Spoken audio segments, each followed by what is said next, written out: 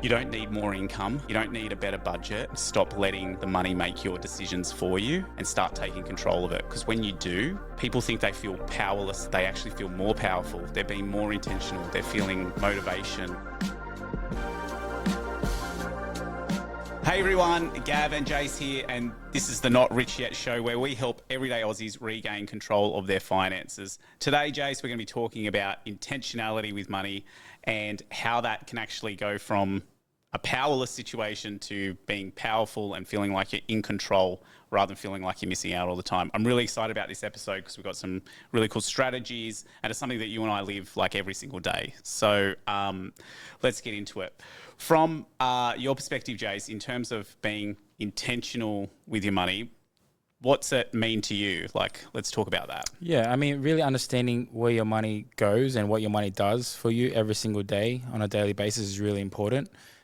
If I were to tell my friend who's struggling at times what he spent money on the past week, he would have no idea what comes out of his bank statements. Yeah. So being intentional, meaning that you know exactly what your money is doing and what every dollar comes in or out is doing. So, and to me, it's not about thinking every time you go to tap, stopping and sitting there and pausing and freezing for 5 minutes to think about it.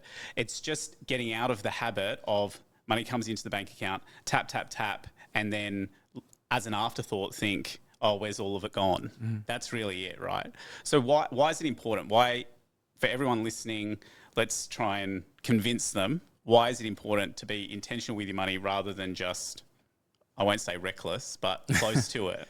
Look, it can lead you to a cycle where it's super stressful and super unhealthy. I have plenty of clients who get paid and then it feels like it's like a relief and like a sigh, and then a day later they have bills to pay, and then that kind of goes all out the window in terms of their payday, and then wondering why they're struggling to keep up again until their next payday. It's because they are unintentional with their money and they don't know what their money is doing. When I see it, far too often people wake up every day like it's an accident, and their finances show that exact situation. And for me, why you need to do it is that if you don't look after your finances now and spend that intentionally, then later in life, you're just kicking the can down the road. Yep. Realistically, anybody who's listening to this, you or I, every day that we get older, we're going to earn less cash, and our requirements for income or for cash is going to increase. We're going to need more care, we want to travel more, retirement, all of that sort of stuff. And the money that gets spent now is money that we won't have for later.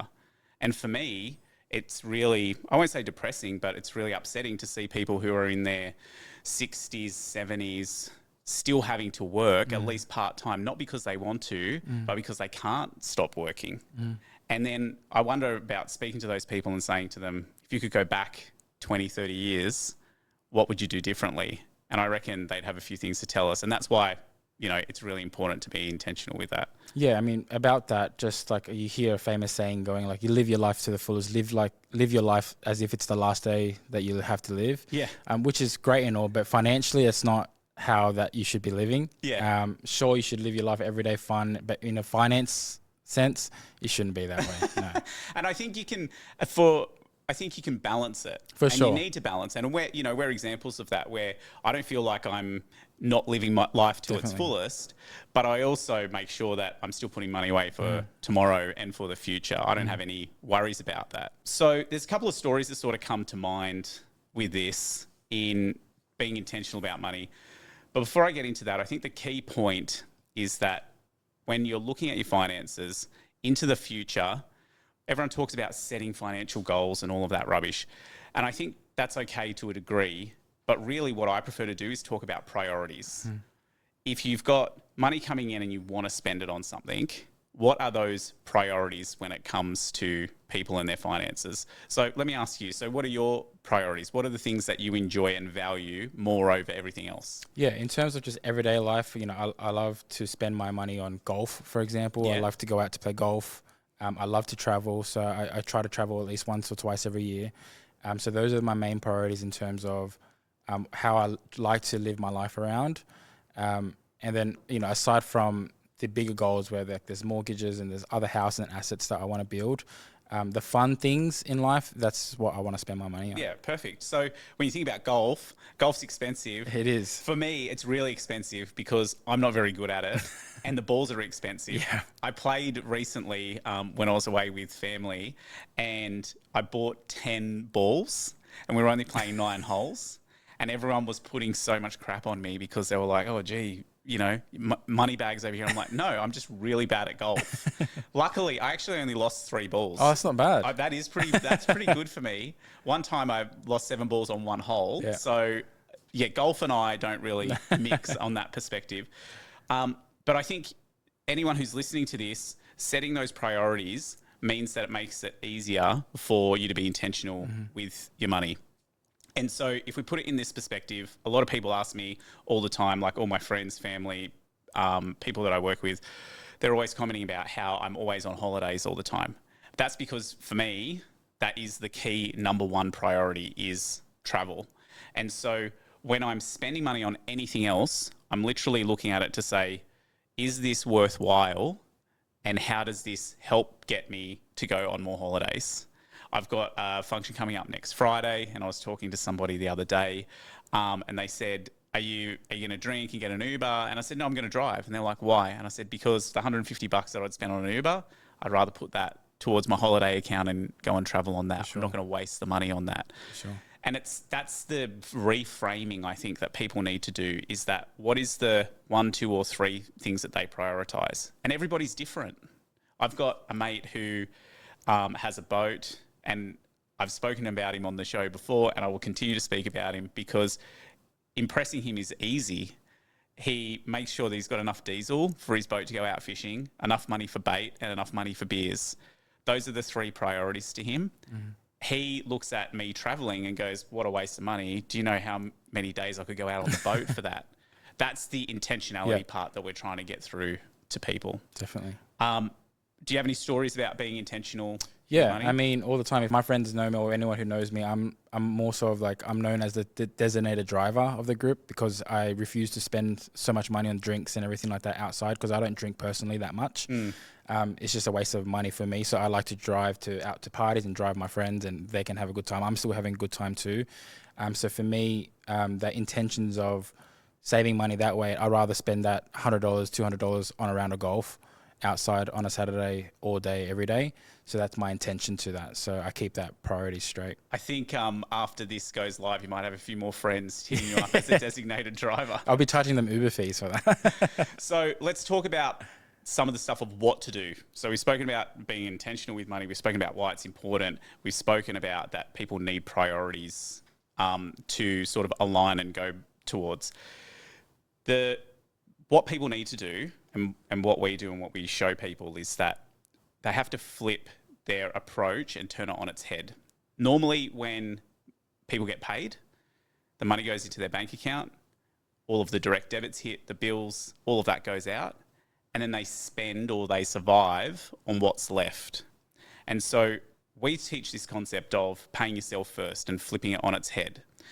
Because just like I've spoken about before, if you go to a buffet on a cruise and your plate is huge, you're going to fill it up to the brim. If your plates are smaller, then you're going to make that work as well. And so this concept of paying yourself first is if you've got priorities that you want to be intentional with and spend money towards those, make sure that that is the priority that happens first. And then everything else that's left over goes on bills, debts, and all of that sort of stuff. And that changing that mindset means that those priorities are your actual priorities. Now, when we say that to people, their natural reaction is, but I've got a mortgage, I've got a car loan, I've got this, I've got that. And yes, you do have all of those things, but that's the thing that needs to change. Sure. If your priority is to pay down your mortgage faster, pay yourself first, and that's what needs to be paid first, not go to the pub and piss up on the weekend and whatever is left goes on your mortgage. That's the concept that we're sort of working with here. What's your thoughts with that? In terms of just the everyday person listening to this and, they feel like they're struggling around this particular topic, I fully understand it myself. And it's really hard to kind of wrap your head around it by yourself and really sit back and by yourself and go, let me set my priorities straight. That's why I'm talking to someone like me, for example. can help you figure that out yourself. And it's really easier when another person seeks your bank statements and goes, hey, you're going to the pub and spending $300 every week. What's going on? Like you said, your priorities are traveling with your kids, taking them to experience different things. But I see you spending $300 a week on beers every week. What is your priority then at that point? Exactly. And that mismatch tells me that the priorities aren't as much as a priority as what you think they are. If it's hard to prioritize your funds, if it's hard to be intentional with your money to put it across to those things first, then you don't care about them as much as what you think you do. For sure. And that's the point that we need to get across. The second point, I think, is that this concept of having the priority and the end result that you want and being able to, when you spend money intentionally, draw a straight line between the money that you spend or save directly to that thing. So as an example, I went away recently with a group of friends, and one of my friends said, holiday money doesn't count. And so she's spending money, throwing it everywhere else, and she's like, no, it doesn't count. At some point, it's going to count. And so what that unintentional spending is costing her something else. Now, if that means that her priority is travel and living in the moment, then that's totally fine. I don't have a problem with that. But we need to draw a straight line between what we're spending money on and those priorities, and that's when you know that you're being intentional with it. Now, when I say this concept, people say to me, well, the problem is that I've got bills to pay, and I've got to pay electricity and gas and petrol and all of this sort of stuff. That's not being intentional with going to play golf. But that's where the mindset needs to shift. And how that mindset can shift is you look at it to say, if I can save money here on electricity, let's say you switch providers or you reduce down how much you're spending on electricity, now you have more cash to then go to the things that are your priority. Because spending money on electricity is boring. Yep. Who wants to do that? So that's sort of the concept that I want everyone to pick up that's listening with this, and the takeaways off the back of that. What's your comments on the back of that? I mean, it's just a lot of that thing is a mental struggle as well. And I like to always say comparison is always a killer, especially when you're comparing yourself with other people you feel like the same age or similar situation, but they feel like that you see like them doing much better than you are on the outside.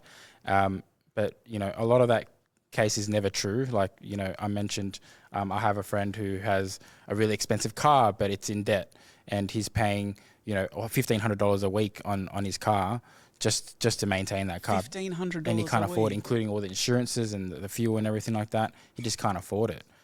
But on the outside, if you don't know him, Everything looks fine. everything looks great. He's a guy in his 30s, has a really nice car, and it just looks like he has it all in life, but it's never the case that way. I totally agree with you. To sort of summarize this, I think we've got people understand the concept of what we're talking about.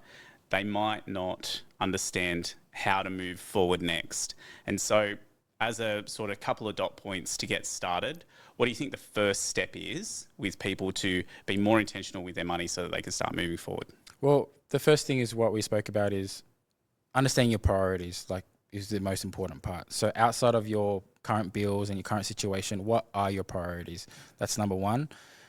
The second step I would say is then understanding what your money and income does to make those priorities happen across the whole year, life, whatever it is, and really understanding, reverse engineering that to make sure that you can do what you want to do and fit that all in.